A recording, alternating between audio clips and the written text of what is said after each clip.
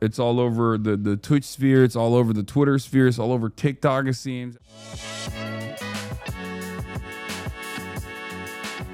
I hope everyone's having a fantastic evening, afternoon, pre-noon, no matter where you are in the world. I'm Hasan Piker, and this is the HasanAbi broadcast coming to you live from gloomy, somewhat sunny, but somewhat gloomy California, Los Angeles, folks. We're live and alive, and I hope all the boys, girls, and MBs are having a fantastic one because today's a beautiful day. Today's a wonderful day.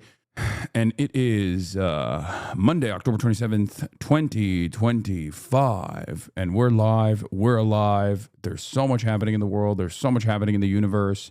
And there's also so much happening in the world of HasanAbi Piker in between the time period where I press the stop streaming button and press the start streaming button. So help me God, I'm going to explain all of that to you. Folks, this is part of the broadcast where I tell you about my personal news, about what's going on in the world of HasanAbi Piker in between the time period where I press the start streaming button and press the stop streaming button. So help me God, that's exactly what I'm going to do right now. You already know what it is. You already know what has taken place. Yesterday, I did the New Yorker Magazine Festival. I did a little bit of a talk with Sagar. Yeah, for those of you who are oblivious or didn't know because you have jobs or you haven't really been around at all, I went to New York this weekend. Okay. I was there for the New Yorker. I was speaking at the New Yorker event, and I did this event. And then afterwards, there was, I was talking to AOC and a bunch of other people, and they were like, "Yo," and then you guys told me that there was a Zoran rally happening. So I was like, you know what? I'll peek into the Zoran rally. I'll do that. Scope out the scene. And I had to fly out really early in the morning. So for that reason, I had to actually leave early, ironically enough. I listened to the AOC speech. I listened to Bernie Sanders. I actually did not get to hear Zoran speak, but it's not new for me. I mean, I've heard these people speak a million times over, but it was very cool. It was very cool to see all the HasanAbi heads. It turned into an Omega meet and greet. Okay, that was pretty crazy. I guess it's expected, but goddamn, that's like crazier than TwitchCon. Honestly, I've realized that like those rallies are more meet and greets than TwitchCon is. Okay. So personal news wise, I left the rally. On my way back, ladies and gentlemen, I got on the flight. I came back home. I basically packed everything up. I went to sleep, woke up super early, got on the flight, and lo and behold, who's sitting next to me? Neil deGrasse Mother Tyson. That's right. I'm on the plane. I sit down. I see a man wearing a Indiana Jones hat. I'm like, who's this guy? Yeah, he was sitting right next to me on the seat next to me.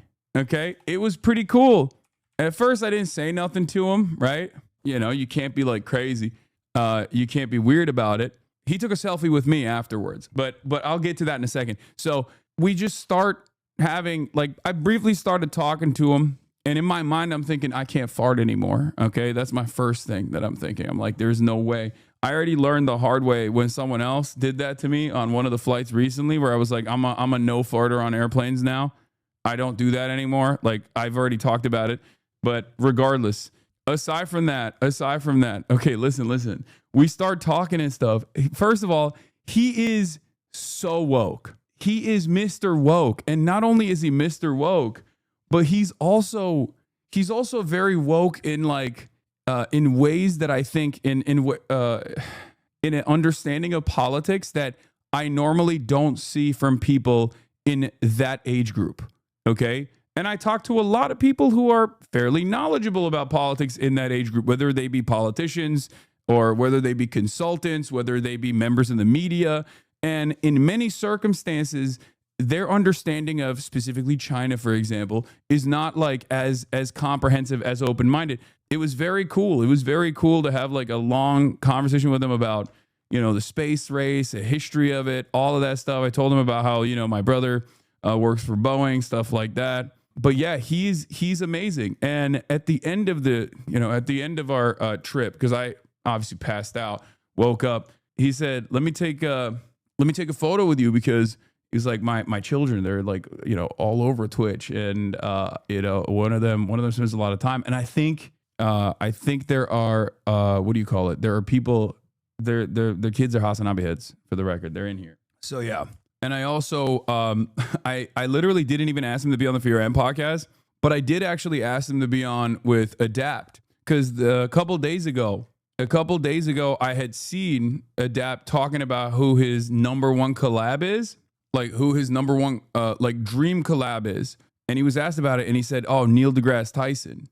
And I was like, "All right, well, I gotta try and make this happen." So after talking to him the entire time, I mean, he said, "Well, let's connect, and I'm sure we'll figure out a way." I was like trying to get out of there, but I'm gonna try to see if I can get him linked up with Adapt while he's here, while he's in LA, because he's not based out of LA. He lives mostly in New York, but I think he's here he's here to do some media stuff. But yeah, I think it would be cool to get him to do an Adapt stream, but we shall see. The HasanAbi method have crazy cool interactions and take zero photos. I mean, he took a photo. Maybe he'll post it. I don't know. Maybe his son will post it and then we'll find it. But he took a little selfie photo. I didn't ask for one. I thought it would be not very cool of me to do so. All I can think about is Austin saying the science guy, and everyone saying Bill Nye, and Austin saying no, Neil deGrasse Tyson. Yeah, but it was very cool. It was very cool. He's the man. He's a very nice guy, interesting guy. Anyway, he did. I think he did. He also the entry point to the convo was quite literally that he's done the Adam Friedland show. I was like, oh, I think you did one of my friends' podcast, the Adam Friedland show, and he was like, yeah. Howard the TSA Lions King, actually, as a matter of fact, not that bad. But I think it's mostly because I always either take a red eye or like super early flights, like the first flight out or the last flight out. And I think at that point, it's just like most people are not flying. But in any case, that was cool. That was fun. Aside from that, what else is taking place? I know there's like a lot of drama happening on the background, and like some serious stuff as well, not just drama.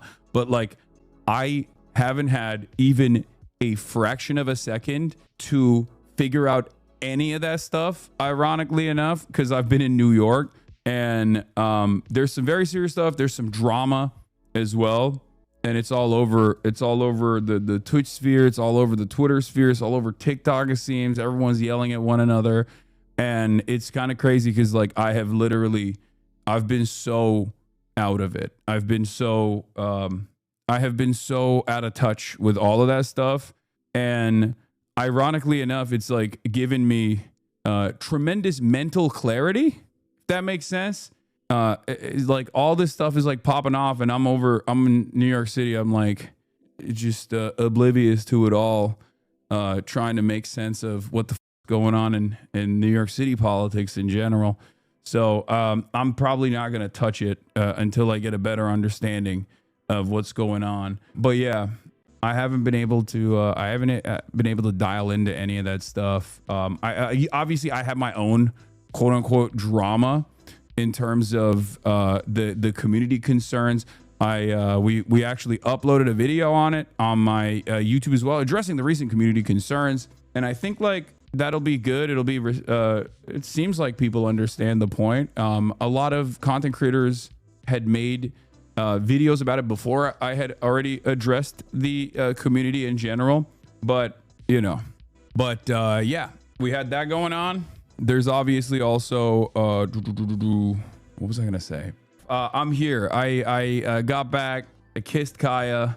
I showered, and I'm here. As a day in, day out, baby. You already know what it is. Every single damn day.